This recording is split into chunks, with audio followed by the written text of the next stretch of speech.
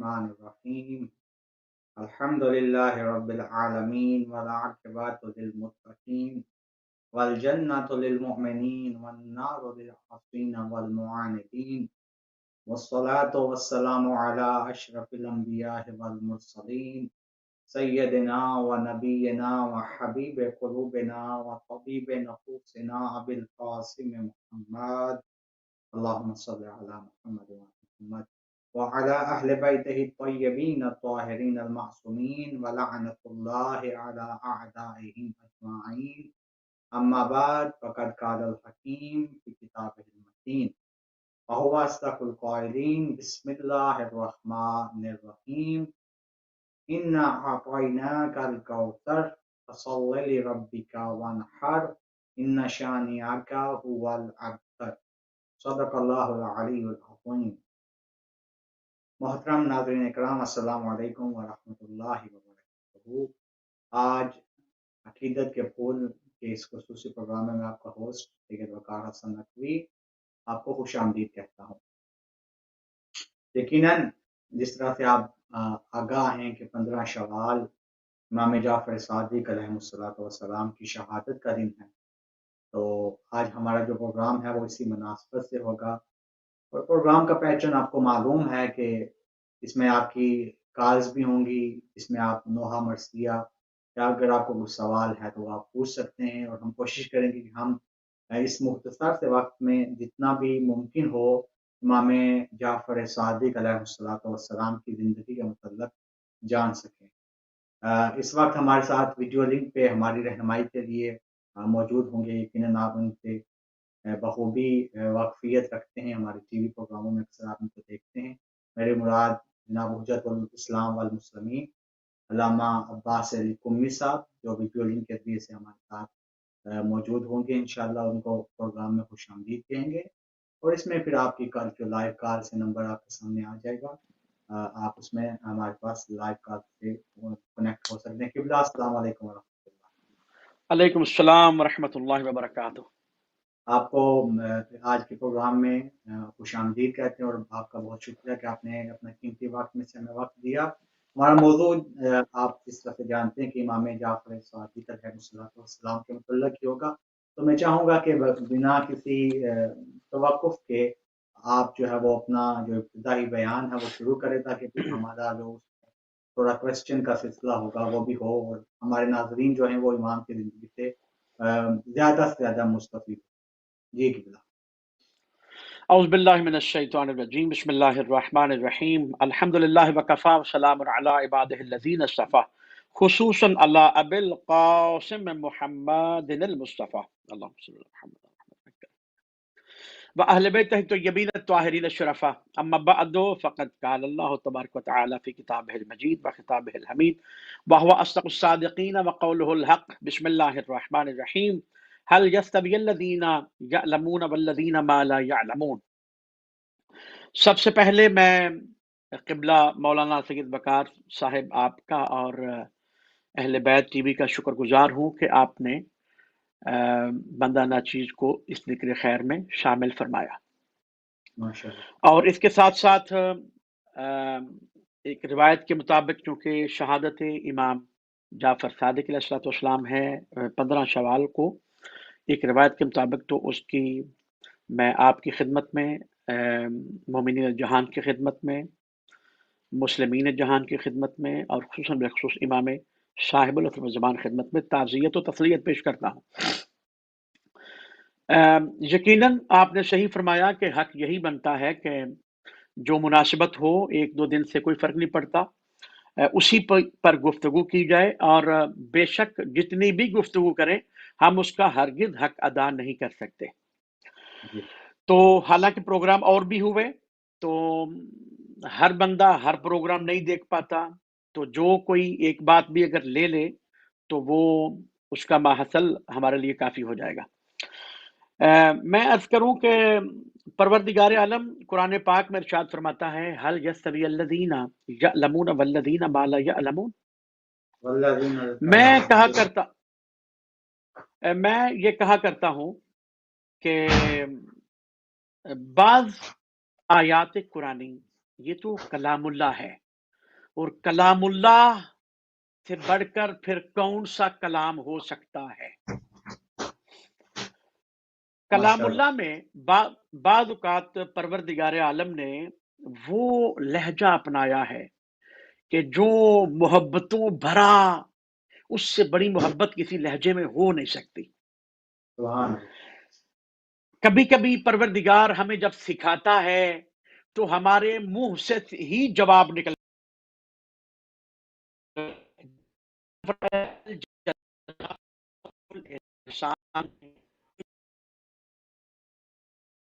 آپ کی آواز جو ہے وہ کے علاوہ بھی بریک ہو.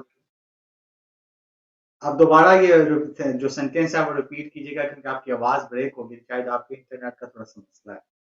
اچھا، اب میری آواز ٹھیک آ رہی ہے؟ اب میری آواز ٹھیک ہے تو مجھے بتا دے تاکہ پھر میں دوبارہ جی میں یہ کر رہا تھا کہ پروردگار عالم نے کبھی وہ اللہ، وہ خدا جو 70 ماؤں سے زیادہ اپنے عبد سے پیار کرتا ہے، اس نے بعض اوقات وہ لہجہ اختیار فرمایا کہ ہم سے ہی پوچھ لیا ہے بھائی تم ہی بتا دو. جیسا کہ اللہ ارشاد فرماتا ہے کلام پاک میں کہ حل جزاء الاحسان الا الاحسان، کہ بھائی تم ہی بتا دو کیا احسان کا بدلہ احسان کے علاوہ کچھ ہو سکتا ہے؟ تو یقیناً ہر عاقل یہ جواب دے گا کہ بے شک احسان کا بدلہ احسان کے علاوہ کچھ نہیں ہو سکتا. بالکل اسی انداز میں پروردگار نے فرمایا حل یستوی الذین، اب پھر تم بتا دو کیا عالم اور غیر عالم، کیا جاننے والے اور نہ جاننے والے، کیا مکمل طور پر جاننے والے یا آدھا جاننے والے برابر ہو سکتے ہیں؟ تو اس کا جواب بھی یہی ہے کہ بے شک عالم اور جاہل، عالم اور غیر عالم برابر نہیں ہو سکتے. مکتب اہل بیت کا جو بنیادی نظریہ یہ ہے کہ علم کی بنیاد ہی انسان کو بلند کرتی ہے، جس کے ساتھ عمل بہرحال ہوتا ہے. تو علم کی بنیاد پہ ہم نے آدم علیہ السلام کو مانا، اور اسی بنیاد پر پروردگار عالم کے رسول نے ہمیں آدم علیہ السلام کو ماننے کا حکم دیا.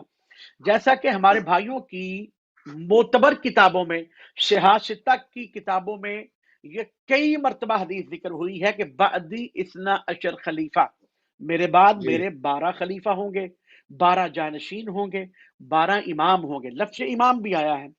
البتہ امامت کا منکر بننے کے لیے یہی کافی ہے کہ آپ امامت کا معنی ہی اپنی مرضی سے تبدیل کر دیں، جیسا کہ مولا کے معنی تبدیل کیا گیا. بہرحال ہم اس طرف نہیں جا رہے. تو جو نبی عالم نے امامت اور ولایت تقسیم کی اپنے جانشینوں میں، ان میں چھٹی ہستی، چھٹی شخصیت، چھٹے تاجدار امام جعفر صادق علیہ السلام ہیں. اللہم صلی اللہ علیہ وسلم. میں عرض کروں آپ خدمت میں کہ آپ علیہ السلام کی شانوں میں سے ہم تو شان بیان نہیں کر سکتے جس کا بلند شان ہے، جن کے نام آسمان سے آتے ہیں، جن کے القاب آسمان سے آتے ہیں، جن کا ذکر و اذکار ابھی وہ ظاہری طور پر دنیا میں موجود نہیں ہوتے تو اس دنیا میں موجود ہوتا ہے. یہ وہ 12 جانشین رسول ہیں کہ جو ظاہری طور پر فقط ایک موجود تھے، یا اس کے بعد حسنین کریمین موجود تھے، ان کے بعد کوئی بھی موجود نہیں تھا. کہ ہمارے بھائیوں کی، میں کتب اہل تشیع کی بات نہیں کر رہا، اہل تسنن کی کتابوں میں موجود ہے کہ من جملہ اذعان، ان میں سے ایک کتاب جنابی المودت میں پورے 3 باب نقل ہوئے اس پر، کہ کسی غیر مسلم نے آ کے پوچھا تھا، جو ظاہراً یہودی تھا، اس نے آ کے پوچھا تھا یا رسول اے محمد، چونکہ وہ رسالت کو مانتا نہیں تھا، تو اس نے کہا محمد آپ اپنے جانشینوں کے نام بتا سکتے ہیں؟ تو نبی عالم نے جانشینوں کے نام بتائے، اور دوسرے باب میں نبی جانشینوں کے نام مع ولدیت بتائے، اور تیسرے باب میں جانشینوں کے نام مع القاب بتائے. لقب بھی بتائے، ولدیت بھی بتائی، اور نام بھی بتائے. اور وہ نام جو بتائے ان میں سے چھٹا نام تھا امام جعفر صادق علیہ السلام. تو آپ علیہ السلام کی جو ذات مقدس ہے، بے شک ہر دور میں علیہ السلام پر مظالم ڈھائے گئے، ہر کسی کو شہید کیا گیا، کسی کو زہر کے ساتھ، کسی کو تلوار کے ساتھ. اور تقریباً ہی ہر کسی کو قید و بند کی صعوبتیں برداشت کرنی پڑی، لیکن یہ شان، یہ منزلت چھٹے مولا امام جعفر صادق علیہ السلام کے حصے میں آئی کہ پہلی تو یہ کہ جس دن نبی عالم افضل الانبیاء خاتم الانبیاء حضرت محمد مصطفیٰ صلی اللہ علیہ وآلہ وسلم کی آمد باسعادت ہے، اسی دن، اس سے کئی سال بعد، سیم ڈے، اسی دن چھٹے صادق کی آمد باسعادت ہے، یعنی جس دن نبی عالم آ رہے ہیں اسی دن، یہ شاید اتفاق کو حسن اتفاق کہتے ہیں، اور بعد بڑے بڑے بزرگ علماء سے میں نے سنا ہے کہ اتفاق نام کی کوئی چیز نہیں ہے، یہ جو ہم لفظ استعمال کرتے ہیں، ہوتا وہی ہے جو چاہتا ہے وہ، شاید وجوہات میں سے ایک وجہ یہ رہی ہو کہ وہ بانی دین، بانی اسلام تو نبی عالم ہیں، اسلام کو پہنچانے والے تو نبی عالم ہیں،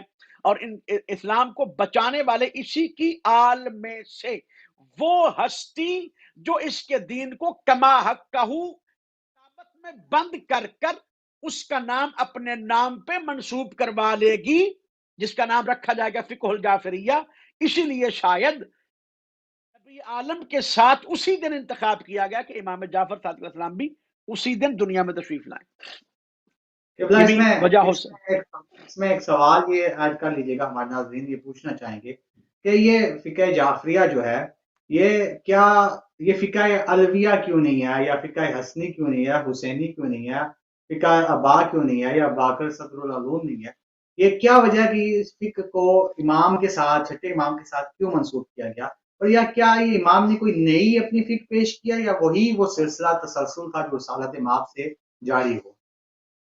بڑا خوبصورت سوال آپ نے فرمایا، بلکہ آپ نے جو میں نے ابھی کھول نہیں سکا تھا بات کو، آپ نے اپنے سوال کے ذریعے کھول دیا۔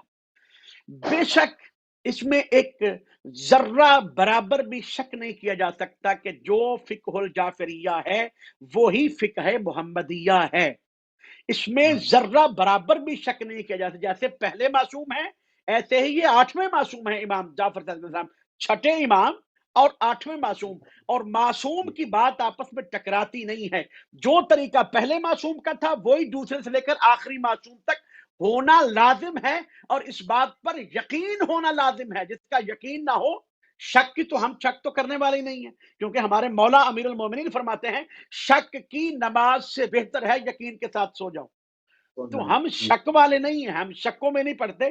بے شک یہ وہی فقہ ہے جو میرے نبی نے دی، جو میرے نبی نے پہنچائی، لیکن ظلم قبلہ یہ ہوا، ماشاءاللہ آپ سب کچھ جانتے ہیں، تو عوام الناس کے لیے ہم تذکرہ کر رہے ہیں، ظلم یہ ہوا کہ نبی عالم کے بعد جب مسند پیغمبر علیہ السلام پر قبضہ ہو گیا اور ہوا، ان کو شامل کرتے ہیں، ان کو پھر انشاءاللہ جاری رکھے گی۔ السلام علیکم ورحمۃ اللہ۔ کال ڈراپ ہو گئی، یہ فرانس سے شاید بٹ صاحب ہمارے ساتھ تھے، ان کی کال ڈراپ ہو گئی، دوبارہ اگر آنا چاہیں تو وہ آ سکتے ہیں۔ جی قبلہ آپ جا رہے۔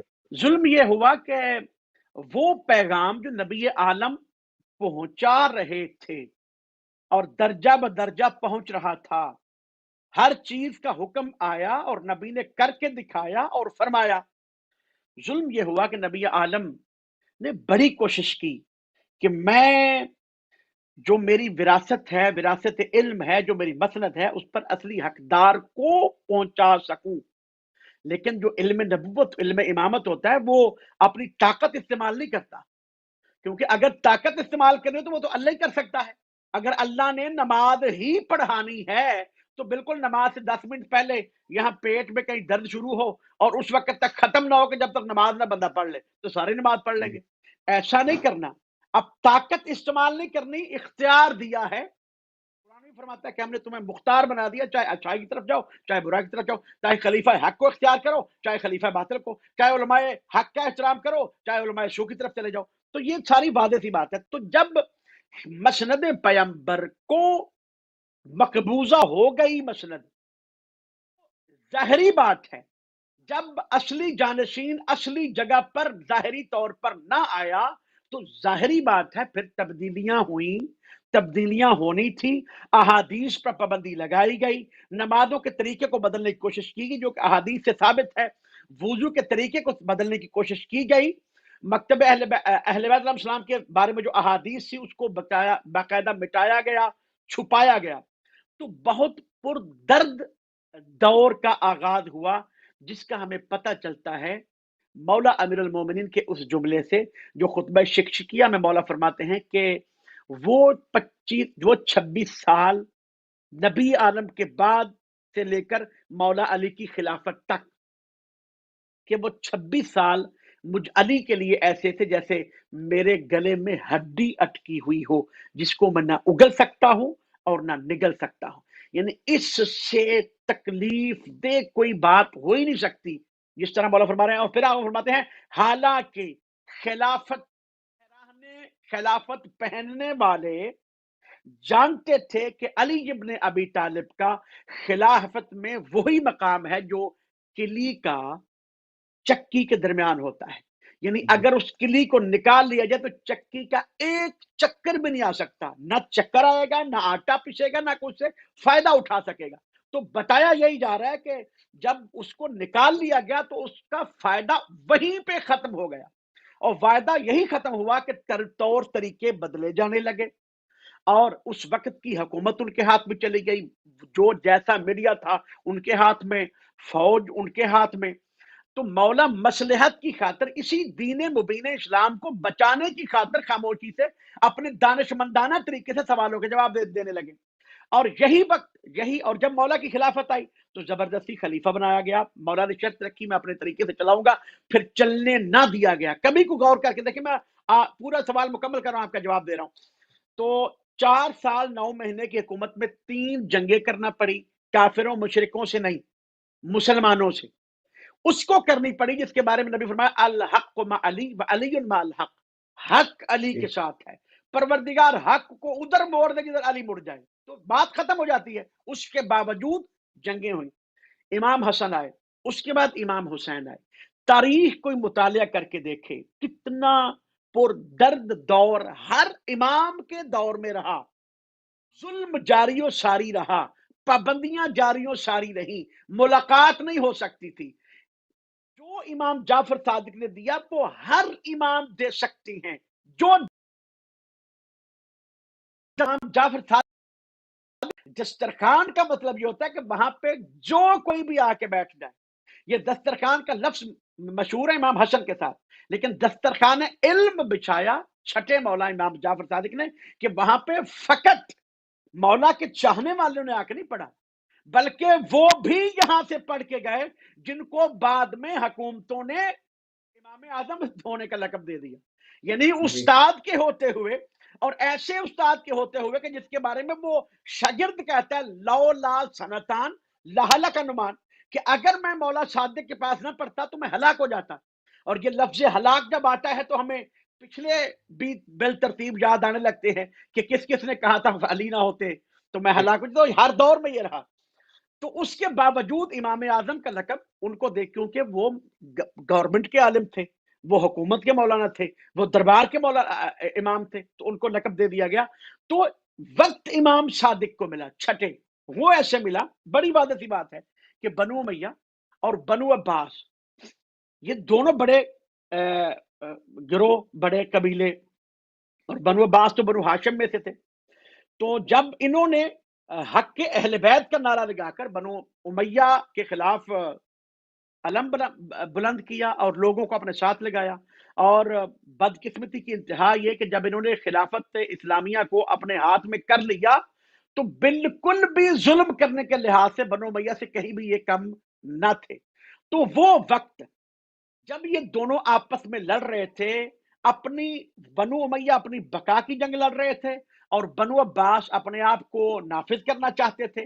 تو وہ ٹائم جو ملا امام چھٹے امام کو، اسی وقت میں امام علیہ السلام نے وہ علم جو نبی عالم جس کو ہر دور پہ پابندی لگائی گئی کہ اس کو ہم نے پھیلنے نہیں دیا، ان کو ہم نے لکھنے نہیں دیا، اور ہر دور خود چھٹے امام کے دور میں کئی مرتبہ کتاب خانوں کو جلا دیا گیا کہ یہ لکھا نہ جا سکے، لیکن اس کے باوجود وہ پروردگار عالم مدد کرنے والا ہوتا ہے. مولا کو ٹائم ملا، اور ظاہری زندگی بھی مولا کی باقی ائمہ سے ظاہری طور پر زیادہ تھی. تو امام علیہ السلام نے سارے علم مصطفیٰ کو، دین مصطفیٰ کو، فقہ محمد کو لکھ کر اپنے چھاپ نام کے ساتھ منسوب کر کے فقہ الجعفریہ کر دیا۔ یہ وجہ تھی کہ باقی ائمہ کے دور میں یہ حالات نہ تھے، اور چھٹے مولا کو ٹائم ملا اور انہوں نے لکھا تو منسوب ہو گیا فقہ الجعفریہ۔ یہ بہت شکریہ قبلہ، ہمارے ساتھ کالر ان کو شامل کرتے ہیں۔ السلام علیکم ورحمۃ اللہ۔ وعلیکم السلام۔ میرا شون تھا پہلے اس سے قبل، جی بھٹ تو میں صاحب نے آپ کو سوچا خوش کہ آمدید کہتے ہیں۔ علامہ حسن آغا صاحب مسلسل میں ہیں، ماشاءاللہ بہت پیاری باتیں ہوتی ہیں، اور میں مغل نہ ہوں اس لیے میں نے بند کر دیا، جزاک اللہ۔ اور اب میں حاضر ہوں آپ کی خدمت میں نماز پڑھ پیرس سے۔ ماشاء اللہ۔ تو آپ نے تو معلوم کر لیا کہ واقع بھٹ صاحب ہیں، تو آپ کو میں کیا درجہ دوں، پابلش کا درجہ دے دوں؟ نہیں، آپ کا جو نمبر ہے وہ ہمارے دلوں پہ لکھا ہوا ہے۔ جی جی میں مزاح پیدا کر رہا ہوں، جی یعنی اتنی پیاری گفتگو ہو تو اس میں مزاح نہ پیدا کیا جائے۔ بے شک یہ شہادت ہے، ہماری تعزیت ہے، لیکن جب گفتگو ہو رہی ہو، خیرات ہو رہے ہوں تو اس میں مزاح نہ پیدا کیجیے، سوچا مزاح تو مزہ نہیں آتا نا بات کرنے کا۔ جی اینی وے، تو آج میں ایک چند اشعار ہیں منفت کے مولا کائنات کی جی جی بہت بہت شکریہ، بہت آپ کو خوش آمدید کہیں گے، اور آپ کو آپ ہمارے جو اہل بیت کی بھی ہے اس کی شان بھی ہے، تو انشاءاللہ آپ جو ہے وہ آپ شروع کیجیے۔ ہم صلوات پڑھتے ہیں، آپ شروع کیجیے، عطا کیجیے۔ اللہم اللہ صل علی محمد وعلی محمد وعجل فرجہ۔ ایمان کی علامت الفت علی کی ہے، ماشاءاللہ۔ ایمان کی علامت الفت علی کی ہے، سب مومنوں کے دل میں محبت علی کی ہے۔ واہ۔ آج بھی دلوں کی دھرتی پہ جن کا راز، آج بھی دلوں کی دھرتی پہ جن کا راز، ایسے زمانے بھر میں حکومت علی کی ہے۔ ماشاءاللہ۔ خیبر میں جن کو علم، خیبر میں اپنا آغا صاحب جی تو جو فرمائے ذرا بسم اللہ بسم اللہ بسم اللہ۔ جی، خیبر میں جن کو علم آقا نے عطا کیا، ایسی وہ با کمال شجاعت علی کی ہے۔ واہ واہ۔ اہل بیت مصطفیٰ سے رکھتا ہے جو بھی محبت، اہل بیت مصطفیٰ سے رکھتا ہے جو بھی عقیدت، اس شخص کے لیے بھی شفاعت علی کی ہے۔ سبحان اللہ۔ اور آخری میں پیش کرتا ہوں منت کا، پڑھتا ہے، احمد مجھے بھی اپنی غلامی میں لے لیا، سبحان اللہ۔ احمد مجھے بھی اپنی غلامی میں لے لیا، اتنی بڑی یہ مجھ پہ عنایت علی کی ہے۔ نعرہ تکبیر۔ اللہم صلی علی محمد۔ اللہم بہت شکریہ۔ صل علی محمد وعلی محمد وعجل جتنا فرجہ۔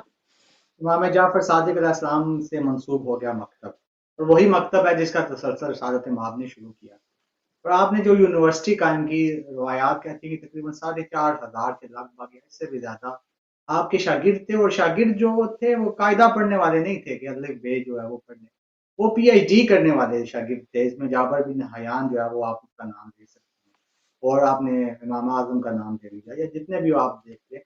اچھا، وہ سارے جو اپنا پی ایچ ڈی کر رہے ہیں، وہ اپنے تھیسس لکھ رہے ہیں، آپ یہاں پہ دیکھ لیں کہ ظاہری دنیا میں آپ کو پی ایچ ڈی ڈاکٹر ایک ہی ملے گا، ایک ہی سبجیکٹ میں، لیکن وہاں پہ 4,500 کا سوال مختلف ہے، اور جواب دینے والے امام جعفر صادق، کہ کس اللہ بہترین اکبر۔ انداز میں، کہ جو علی نے فرمایا تھا کہ سلونی سلونی قبل ان تفقدونی، اگر اس کی بہترین تشریح اور توضیح کیا تو امام جعفر صادق علیہ السلام نے اپنی زندگی میں کیا۔ ہمارے ساتھ ایک اور کالر ان کو شامل کرتے ہیں، انشاءاللہ گفتگو جاری ہے۔ السلام علیکم ورحمۃ اللہ۔ وعلیکم السلام۔ آگا ماشاءاللہ ڈسکشن کافی بہتر ہے کہ جو ہم کافی ایجوکیشنل ہے۔ ایک سوال میرا تھا کہ امام کے دور کے ٹائم پہ اور آج کے دور میں کتنا فرق ہے؟ کیونکہ آج بھی ظلم آپ دیکھو یمن میں جو ہو رہا ہے، جو اس کو ہم لیڈر بھی سمجھتے ہیں، تو اسلام کا کچھ پتہ ہی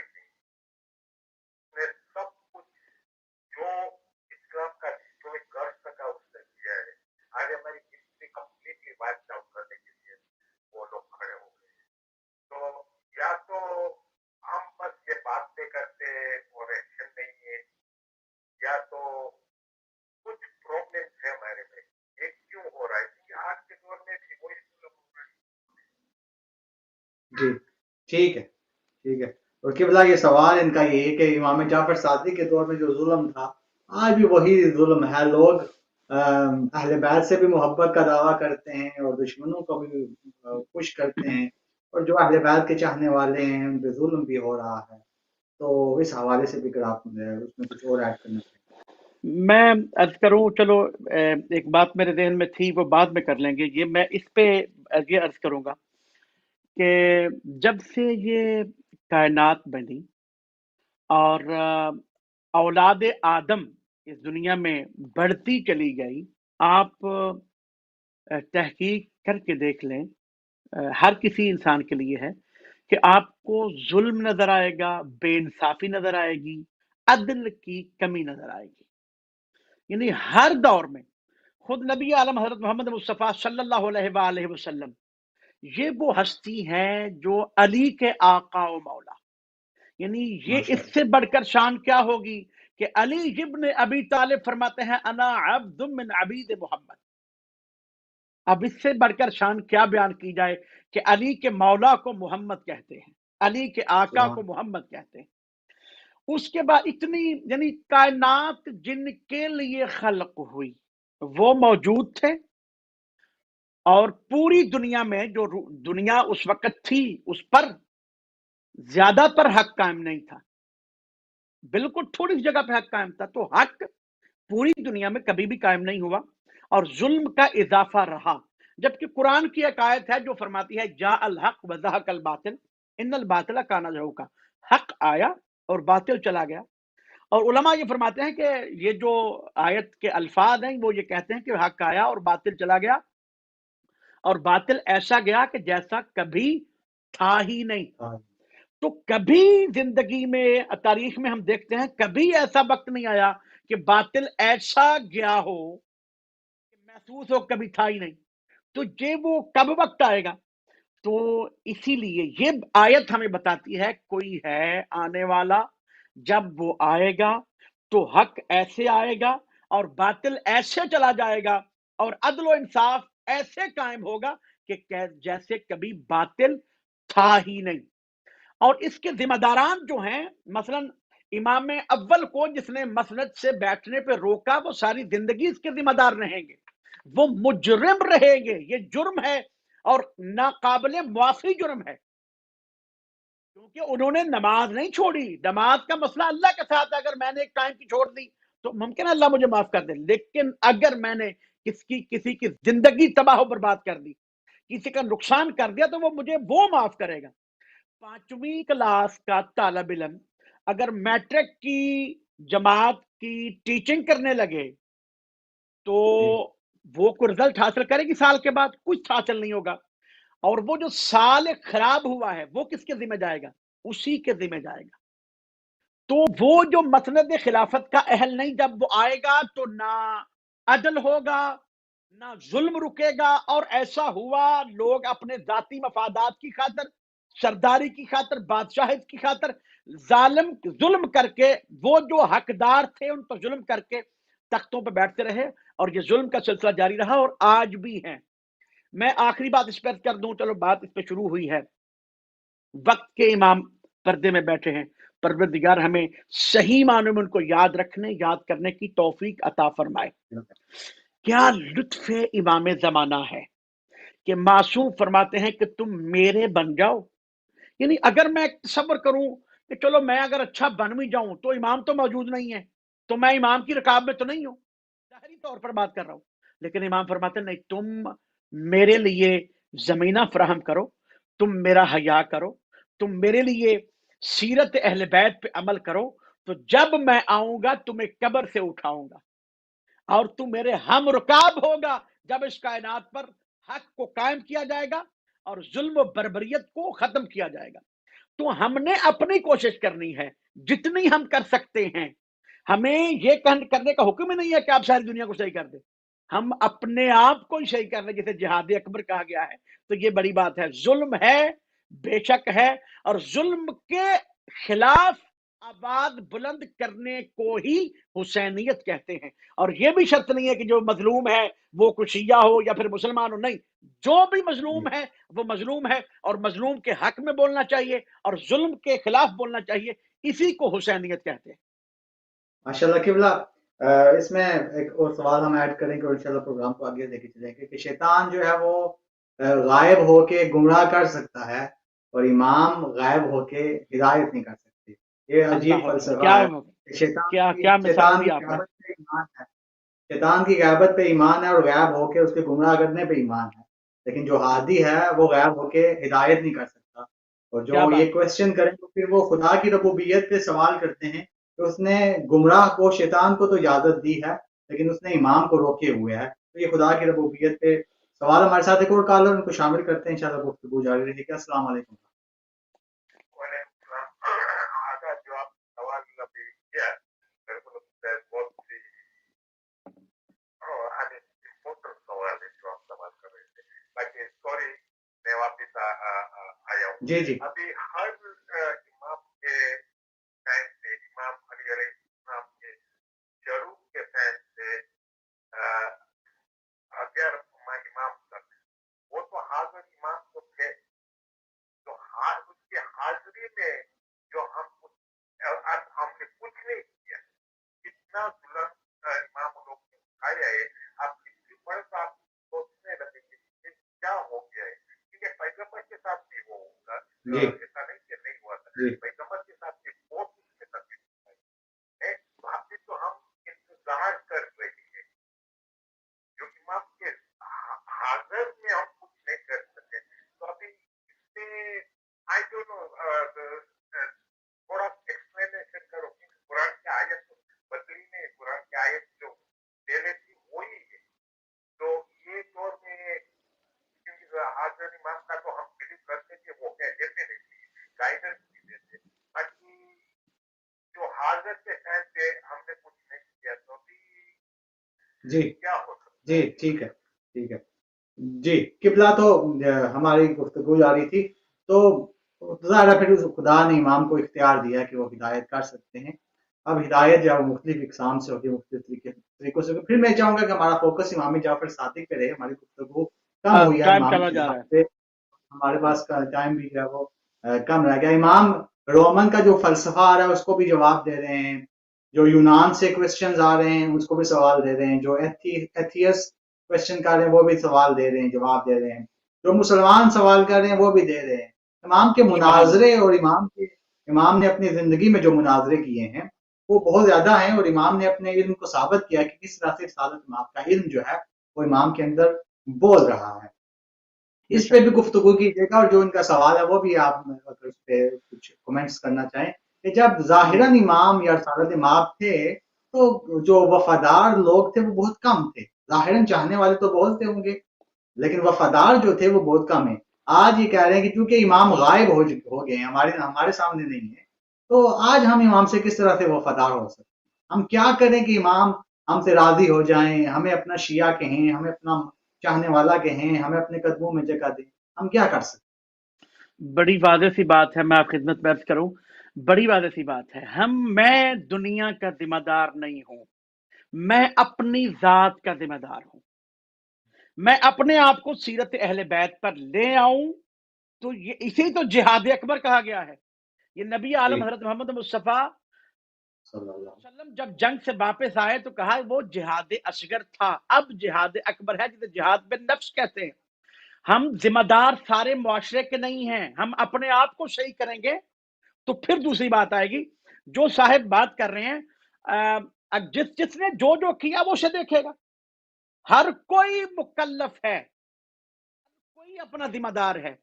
جو قرآن فرماتا ہے جس نے ذرہ برابر بھی نیکی کی وہ اسے دیکھے گا، اور جس نے بدی کی وہ اسے دیکھے گا.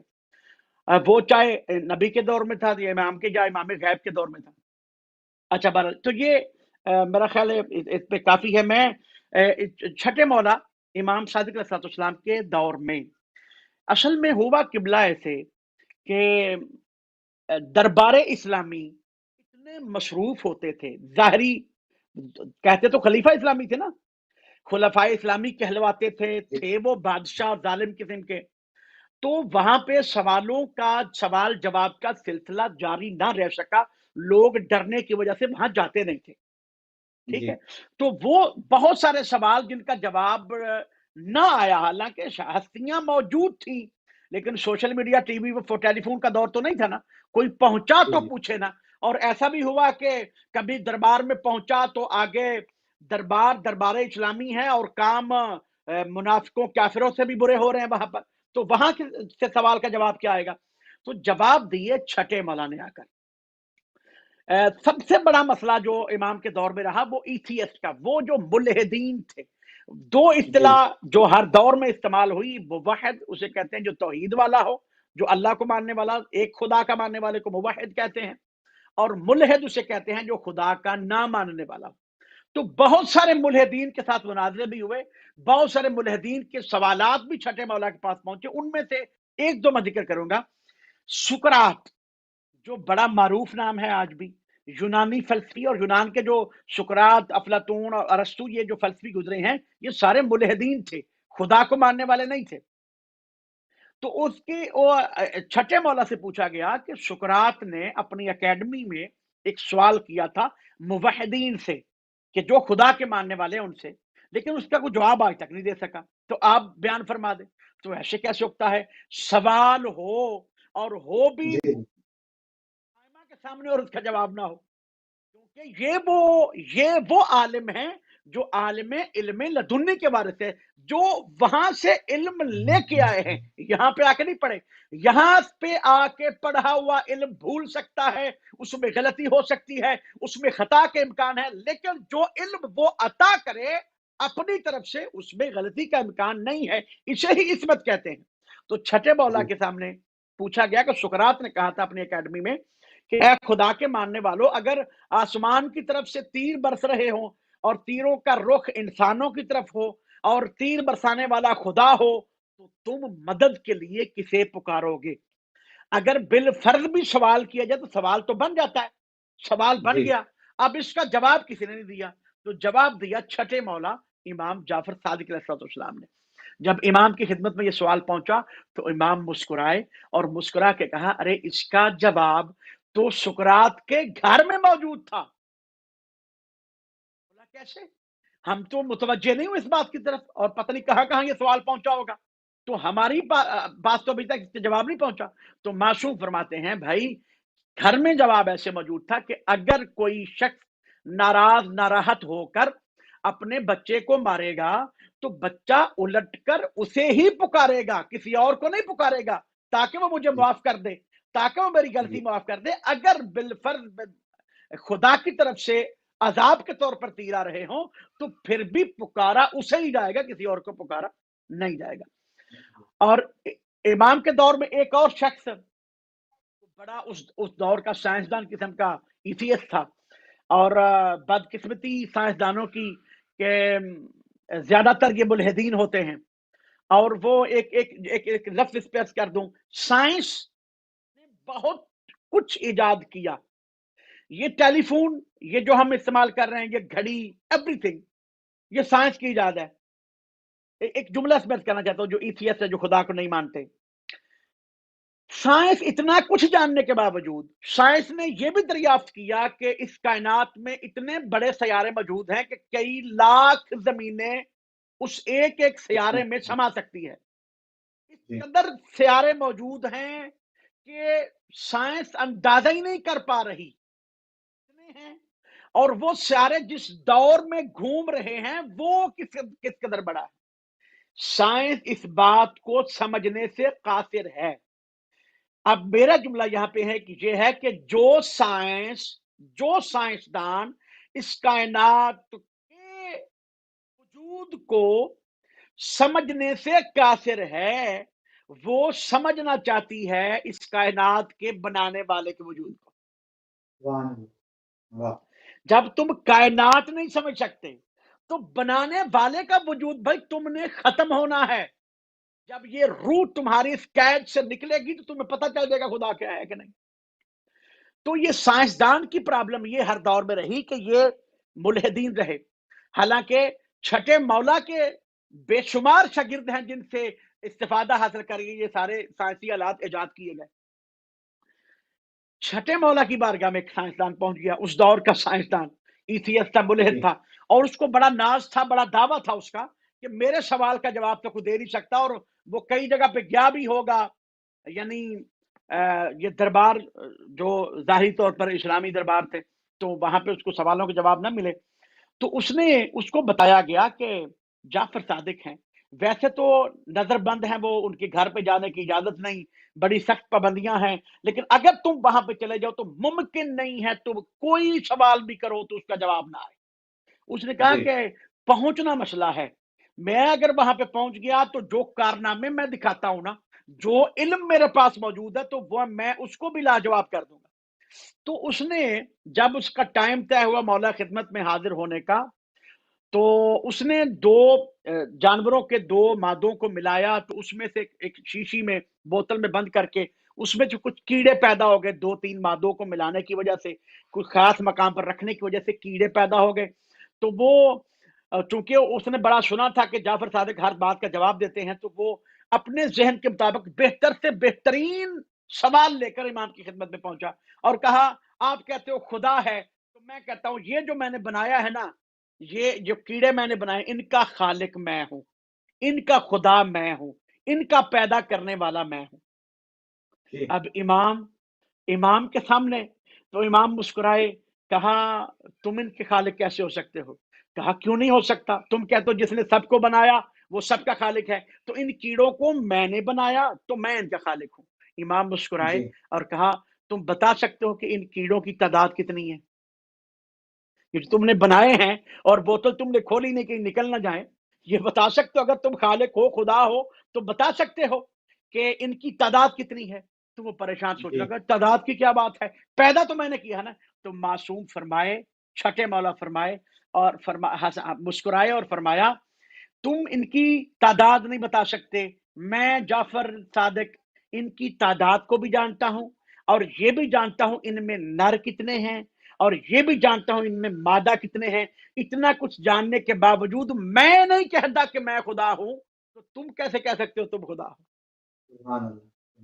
اللہ بہت شکریہ تو ہمارے پاس جو ہے وہ گفتگو تو ابھی شروع ہوئی تھی، تو دامن میں گنجائش جو ہے وہ ختم ہو چکی ہے۔ آپ کا بہت شکریہ، آپ نے وقت دیا، ہمارے ناظرین آپ کا شکریہ، اہل بیت ٹی وی آپ کا بہت ممنون اور مشکور ہے کہ آپ ہمارے ساتھ رہے۔ انشاءاللہ کسی اور پروگرام میں آپ کو دوبارہ بھی رحمت دیں گے۔ ناظرین اکرام، آپ کا بہت شکریہ، آپ ہمارے ساتھ رہے، ہمارے حوصلہ افزائی کی، ہمارے اہل بیت ٹی وی کو آپ دیکھتے ہیں، آپ اس کی سپورٹ کرتے ہیں۔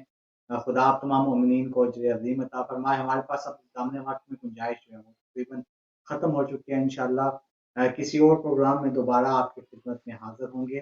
تب تک اپنا بہت خیال رکھیے گا، مجھے بھی اہل بیت ٹی وی کو بھی اپنی دعاؤں میں یاد رکھیے گا۔ السلام علیکم ورحمۃ اللہ۔